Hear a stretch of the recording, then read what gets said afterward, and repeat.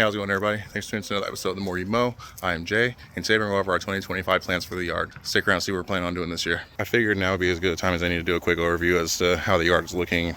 You know, this is the 16th of March, and I haven't touched anything out here. All I put down was my winterizer, and I haven't watered anything at all. Kind of want to show you how the yard looks coming out of dormancy compared to the neighbors.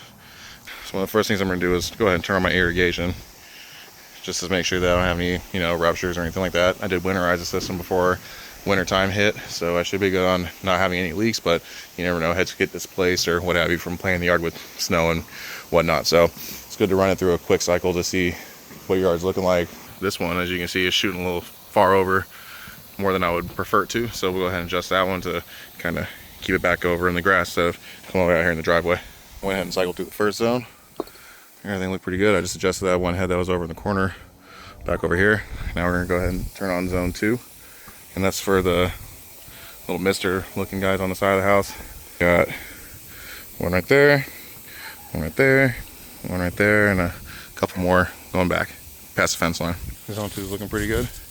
I don't think I have to adjust much over here at all. So see how zone 3 is, and that's gonna be in the backyard. So we'll go ahead and walk around to the back and see what we're working with. And here is the status of the backyard. Backyard is a little bit in rougher shape, obviously. This is where the pets go. So we have a lot more debris from, tree leaves and whatnot, from them digging holes. And we have a little bit of a cleanup to do. The garden over in that area is looking a little rough. So here's the backyard. The only head I'm kind of concerned with is going to be one back over here in this corner. So as you know, this is our dog path basically. They tore a trench through here, so we kind of put pavers in. But over in this area, I have a sprinkler head somewhere. I don't know where it is because of the dog. So hopefully we can find this thing and then bury it before we get to zone 3, because I don't know where it's at. And here is the backyard irrigation, zone 3. This one back here in the corner might need a little bit of adjustment. That's the one the dog always steps on, so that one is going to need to get either redug and readjusted or something. So far we have one error.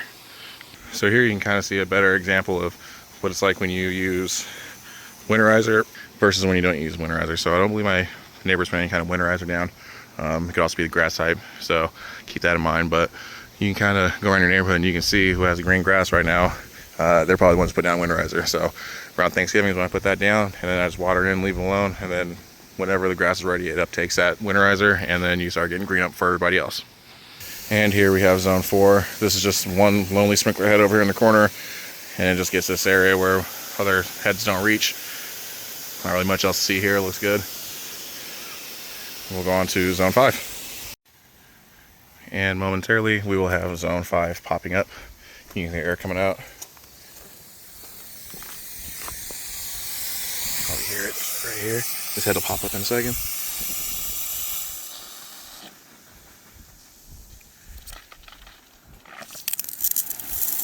There it is.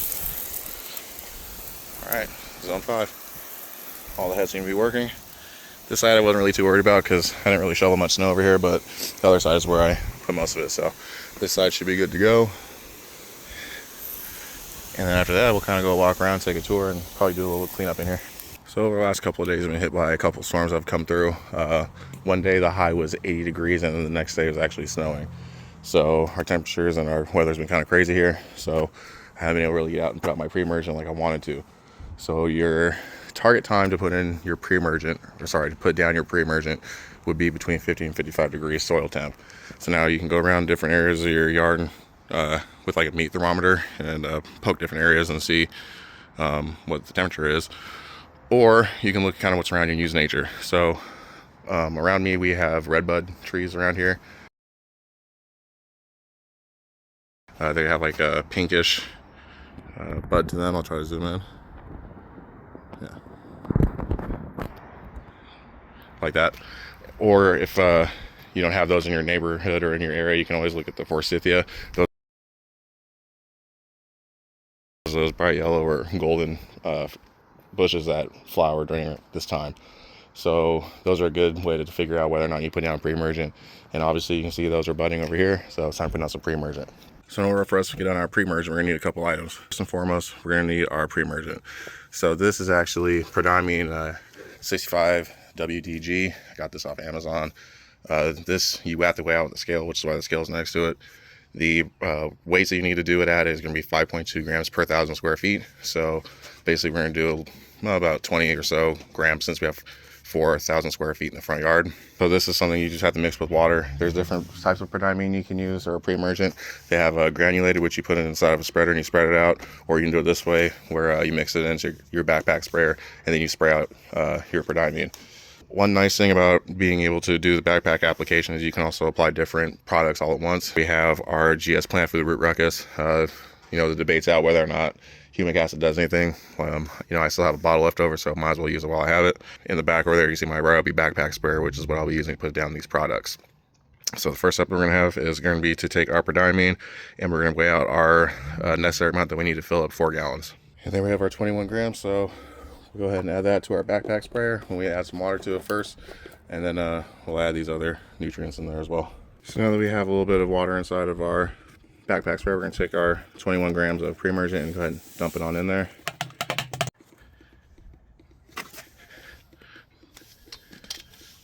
The Lesco 1200 will be going down to 6 to 9 ounces per 1,000, and then the root ruckus will be going down to 3 to 4 ounces per 1,000. So now that I think about it, I think I changed my mind on adding the Lesco 1200. I kind of wanted to wait and see exactly how this winterizer performs that I put down last year before winter came. But now that we have all of our stuff we're going to be doing, which is going to be the Pre-Emergent and the root ruckus all added into the backpack sprayer, we're going to top it off to the 4 gallon mark, and we're going to get spraying.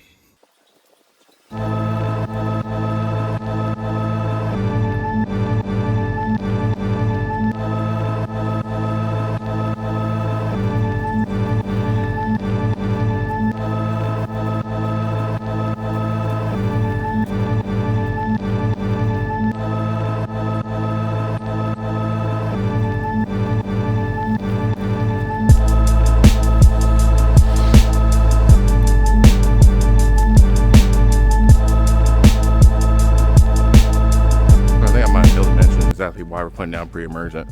So the reason why I'm putting down Pre-Emergent is because crabgrass likes to germinate between 50 and 55 degrees. I think it's more around closer to 55 degrees. And when it germinates, it spreads out laterally and it grows into basically looking like a crab, and it smothers your grass that's around, and it's hard to get rid of. So we put down a Pre-Emergent in order to try to combat that. Now, Pre-Emergent is exactly what it says in its name. It's a Pre-Emergent. It's not a Post-Emergent. So a Post-Emergent will actually kill things when it's alive. This kills it before it actually gets a chance to grow. So you have to put this down before you get crabgrass, not after, during, before.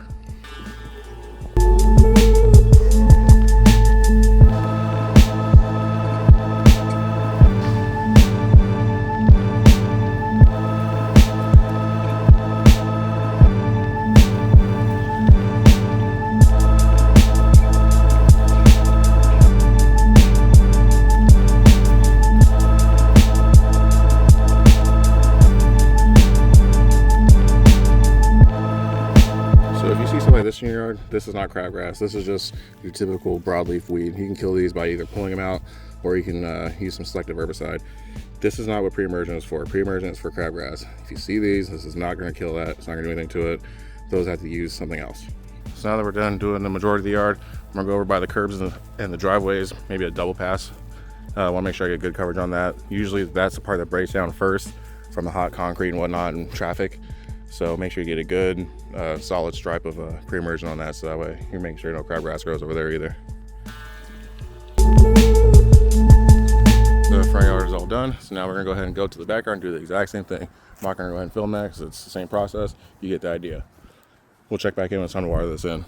So now we got the front and backyard taken care of with the Pre-Emergent, as well as the GS plant food root ruckus. So the next thing we really gotta do is turn on this irrigation water all in. So kind of give a little recap of what we did today. So we cleaned up the front yard. I mean, it's been sitting there since last November probably.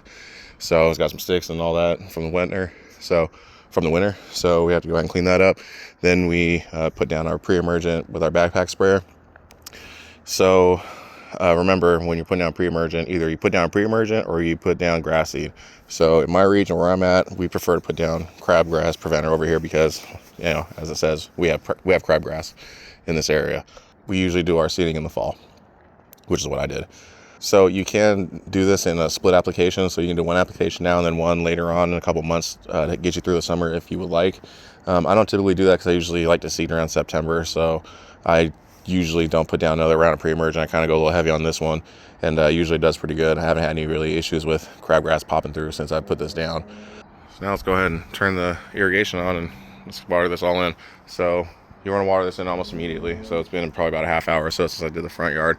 So I'm going to go ahead and water that in. If you don't water it in, you might want to wait before you can get a good rainfall before you put down your pre-emergent, because this does have to be watered into the soil for it to work. If it sits on top of the leaf blades, it's not going to do anything. It's going to dry up and just, you know, evaporate.